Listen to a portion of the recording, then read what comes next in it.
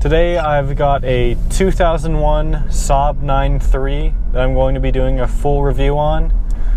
This is the first generation 9.3, if you want to call it a generation. Saab renamed it from the 900 in 1998, so this is one of the first years of this car.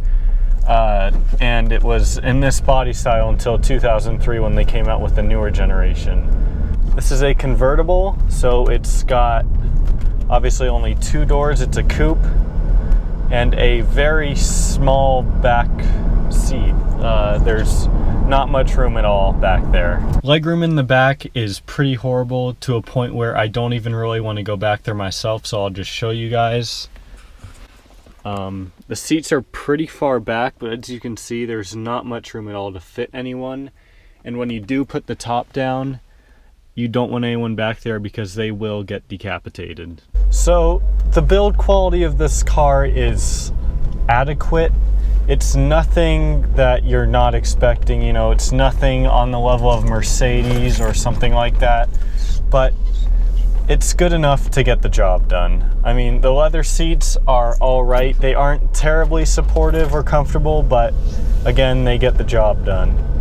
Steering wheel is very comfortable. Steering is pretty light. A little bit of movement isn't gonna do much, but it's not the sportiest of cars. One thing that I do love about this car is the exhaust. It does not sound like a four-cylinder. It has kind of an upgraded exhaust on it, if you want to say. Kind of wish my car had it. It sounds really good, although it doesn't feel fast at all, to be quite honest. There's not really any turbo lag, which is nice, but the power is all linear and it doesn't like push you back in your seat or anything. This car being a convertible, it does have decent headroom. My head's not touching the soft top, which is pretty nice, but at higher speeds, it does get pretty noisy in here. So that's why I'm trying to keep this at a lower speed. I'm doing about 45 miles an hour right now, and there's a lot of wind noise coming in, which is just, again, one of the downsides of having a convertible. This car does look really amazing. I love how Saab did their headlights in the front end. It just looks and blends together so well. The back looks pretty nice as well. The doors on this thing are huge. Like, because it's a coupe, the doors are massive. Like, they swing out a huge amount of way. The dark blue finish, again, similar to my car, it looks great. I think it's the exact same color, actually.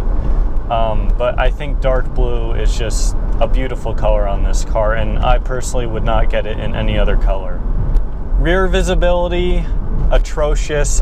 You have a massive blind spot back where the C-pillar normally would be. Again, convertible, it's just kind of one of the downsides of having a convertible. But back window is glass, which is nice, so you don't get the sun fade or anything like that. So there is a decent amount of space to see from the outside there.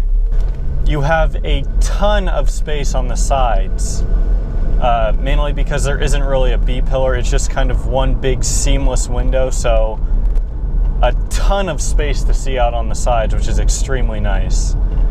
The car does feel pretty small on the inside. Again, convertible. You wouldn't expect it to feel like a big car, but it feels pretty small, as well as when you're driving it. When you're driving it, it feels like a smaller car. I mean, nothing on the size of like a Miata or, you know, a small coupe, but it does feel pretty small and pretty nimble. Front wheel drive, so, you know, you're not going to be able to do anything special with this really. You've got a 5-speed automatic transmission. It shifts pretty smoothly from what I've experienced so far. I do like how it feels. The engine, again, I love the way it sounds for a 4-cylinder with a turbo. It sounds great in my opinion. Let's go ahead and give it some gas coming out of this turn here. Some wheel spin.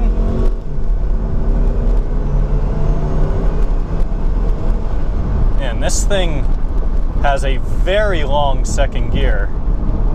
I was only at about 5,000 RPM in second gear when I hit 60. This thing can probably hit around 70 miles an hour in second gear, which is extremely tall. Wow. But acceleration, again, it comes on all at once. It's kind of linear in the way. It doesn't have that turbo lag really. Just nice and smooth, which kind of a downside because I personally prefer when there's just a big surge of acceleration all at once. That's why I love turbos so much. So to put the top down, it's really quite easy. All you have to do is, first off, you're going to pull this out, bend it up to detach the hood or the top from the car, and come down here and you're just going to hold this button back.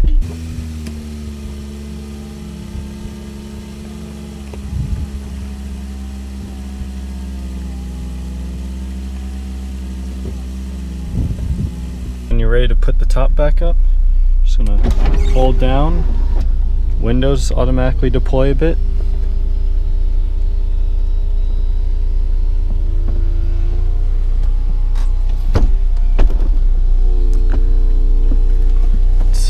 Fixing the top, putting the cover back down.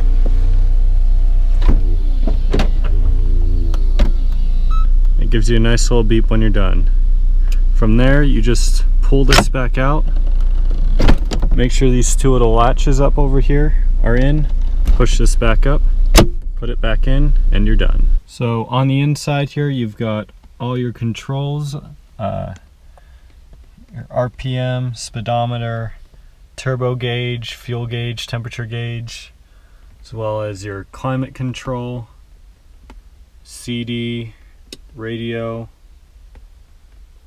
your shift knob with your sport mode, and then you've got your winter mode down here as well. And winter mode is very nice if you live on the East Coast or anywhere cold, because what it'll do is it'll start the car in third gear versus first gear, so that way your tires don't spin when you try and accelerate in the snow.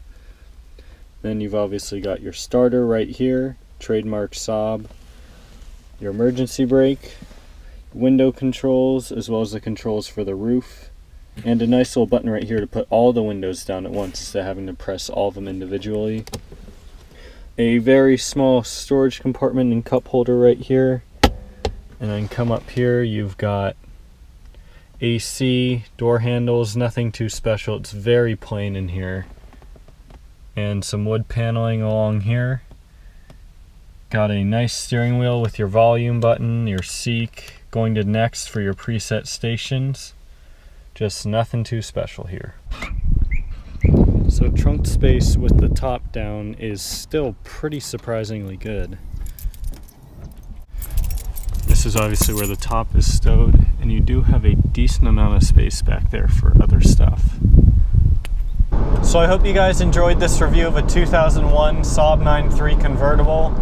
It's a pretty nice car. You can get these things pretty cheap these days, and it's going to get the job done for you, and it is a great car. So hope you guys enjoyed this video. If you did, go ahead, drop a like below. Comment what kind of content you'd like to see in the future, because I'd love to make videos that you guys want to see. And hope you guys have a great day, and I'll see you next video.